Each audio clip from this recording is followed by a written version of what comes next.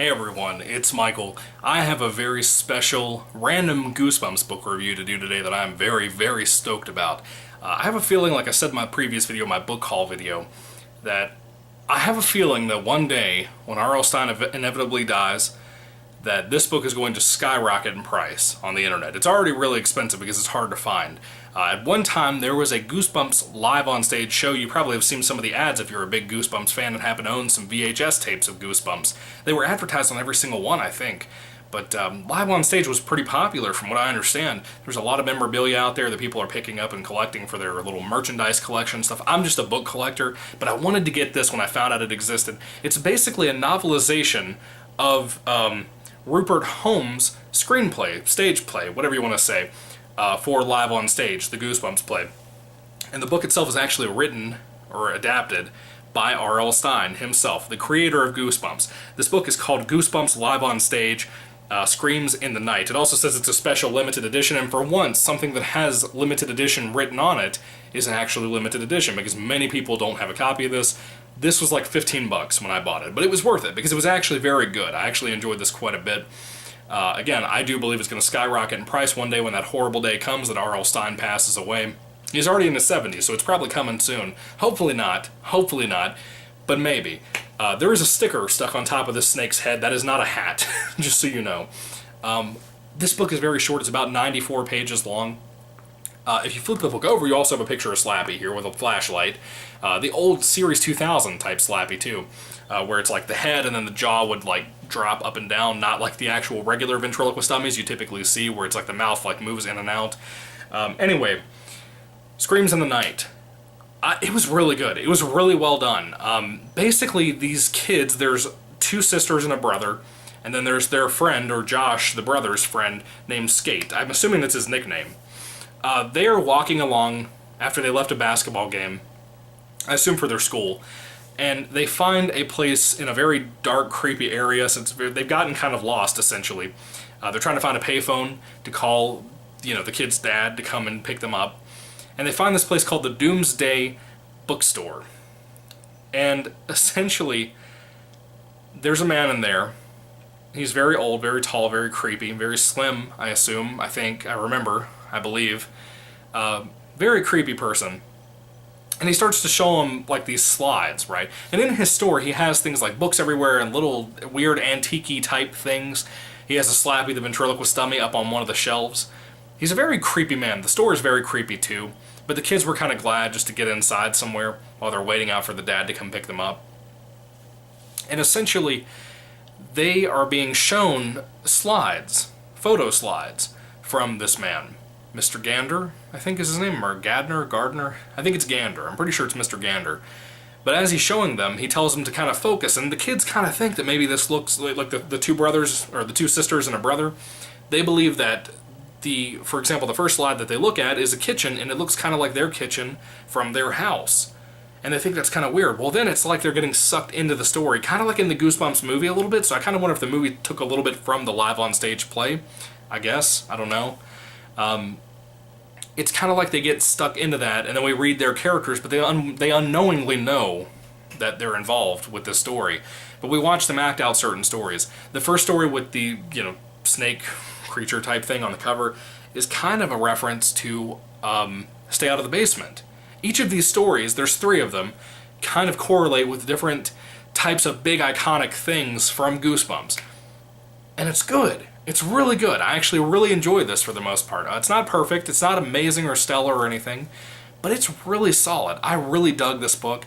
I think it's definitely one of the best Goosebumps I've read in a long time. I don't know if it's because of Rupert Holmes and his ideas for the stage play. Some things I don't even know how they're going to do on the stage. I would love to find out, but there's no video online to be able to watch these. There's only the Disney MGM show when this was at Disney back in the day. Not the live on stage play, but when Goosebumps was at Disney back in the day.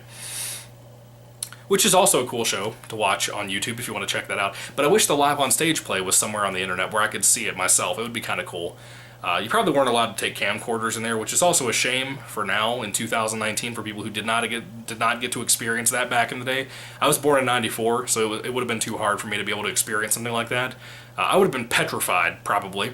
But anyway, Yeah, I don't want to tell you too much. I don't want to spoil the other two scenarios that the kids are involved with, but there's a lot of Slappy in here, which is one of the reasons right now I'm kind of reading a lot of the Slappy books. I want to get them read and reviewed here on my channel. Slappy's very popular. It brings some people into the channel to enjoy some more Goosebumps talk over the time that whatever God allows me to do with this channel. It'd be fun, and I think people would have fun, honestly. But there's a lot of Slappy in here, so I'm a big Slappy guy, so that was cool to me. I was really excited about that. I was counting on that, you know, with Slappy being on the back of the cover. There was some cool stuff. There was a reference to the Haunted Mask in here that I thought was very cool. I thought it was really enjoyable. The second scenario was kind of like a stage play type thing. That was kind of cool. Not as good as the first and third segments of the story, but still cool. The third story, I really loved. If you're a Slappy fan, that third story is iconic. It's meant for you. I can only imagine what that third story would have been like in person, seeing it on the stage. I think it would have been incredible, seriously. If you have not read Screams in the Night, you should check it out. You should try your best to try to find a cheaper copy at like a local store or something, or if you can buy one off the internet, which I recommend doing because it's going to get harder and harder to find this. There are not many listed on like Amazon right now. I don't know about eBay, but Amazon I think only had like 10 copies listed when I bought mine. Some of them are pretty pricey, and mine's not perfect. Mine has like library stickers like you saw on it. I don't know if they're library stickers. I think they are, though. But mine is not a perfect copy by any means, but man, one day that book's going to be worth some money, I think. But I'm not going to sell it. If anybody sells it, it'll be my kids, if I have kids. I'll be dead before anybody tries to pry that out of my cold, dead hands and sells it to somebody, because it's a good book. I like it a lot. One of my favorite Goosebumps books, probably. Which is, it's sad that you can't get your hands on this adaptation, because it's so much better than a lot of... It's darker. It's a little bit scarier than a lot of Goosebumps stuff, which is kind of cool to me. If you like more of the Series 2000 era Goosebumps, where it's very dark, I've only read Bride of the Living Dummy and Slappy's Nightmare right now, at this current time, and I can already pick up on how it's darker than a lot of the original 62 classic book series of Goosebumps. But this one is really, really dark. I'm serious. I would have loved to have seen the third portion of this play on live stage. But again, there's things in here I don't understand how they could have done this on a stage play. I just don't. I don't know if R.L. Stine added some things in or changed a couple of things, tweaked some stuff. I don't know. Maybe some things are having more emphasis put on them in the novel than they do in the actual play. I don't know. But there were situations in here that I'm like, I don't know how they could get away with that at a kid's play. You know, it's... I gotta be honest, it kind of shocked me. There was some really, really cool stuff in here. You had a really weird, bizarre, but kind of cool ending to the story.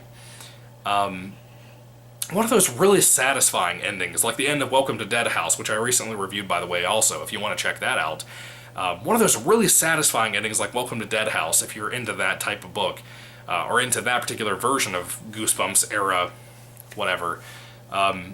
It was good. It was really impressive. I really do recommend, Goosebumps Live on Stage, Screams in the Night. If you haven't checked this out, you really should take out the time to get a copy, or take out the money to get a copy, is what I probably should say. I love the cover. I love the back of the cover with Slappy on it. That's very cool, too. This is just really good. I really hate the fact that most people have not read this, most people don't own this. It's a shame. I really wish they'd put this back out where people could get a copy very easily. It's good. This is not something like Slappy's Nightmare where the ending really crushed you. As good as Slappy's Nightmare was, the ending was really rough. This, to me, for the most part, is a really fun read. A really, really fun read for Goosebumps especially. And I think adults can enjoy this too. There's a lot of humor in here. Again, this feels like the stage play version of the Goosebumps movie a little bit, without the books and the ink, monsters getting sucked into that, monsters getting out of there and stuff. It's not like that, but it has a lot of inspiration in it from this book, I think, which is really cool to me. It just shows how much the movie makers cared about Goosebumps, at least the first film. I enjoy Haunted Halloween quite a bit, the second film, but it's not as good as the first movie. It doesn't feel as passionately made as the first film, in my opinion. It's taken a lot from this book. Seriously. Really cool stuff, guys. What did you think about the book? Did you love it? Did you hate it? Put your thoughts and comments down in the comment section down below. If you haven't read Screams in the Night, like I said, I would check this out in a heartbeat if I were you. This is very good, very fun, very enjoyable. I don't know what else to say about it. I don't want to ruin too much for you guys. I've already kind of told you the scenarios throughout the book. But, yeah, this was cool. This was really cool. I always wonder what the voice of Slappy would have been like on the stage play. Would it have been the one from the TV show? Would it have been its own thing? Yeah, I'm really curious. Anyway, guys, when it comes to this particular book, on a 5-star basis for rating, I would give Goosebumps Live on Stage Screams in the Night a 4 out of 5 stars. Very good. Very, very good read. I really feel bad for people out there who can't find a copy of this, at least at a cheaper price than what you're going to see online right now. This is so good. Anyway, thank you guys for watching. I'm sorry for such a rambling, repetitive review. It's just, I don't know what else to say. It's just, it really shocked me. I didn't expect this to be that good as a novelization of a play that R.L. Stine had nothing to do with until this novelization came out. But yeah, what did you guys think about Screams in the Night? Put your thoughts and comments down below. Thank you for watching, folks. May the Lord Jesus Christ bless you guys today, and goodbye.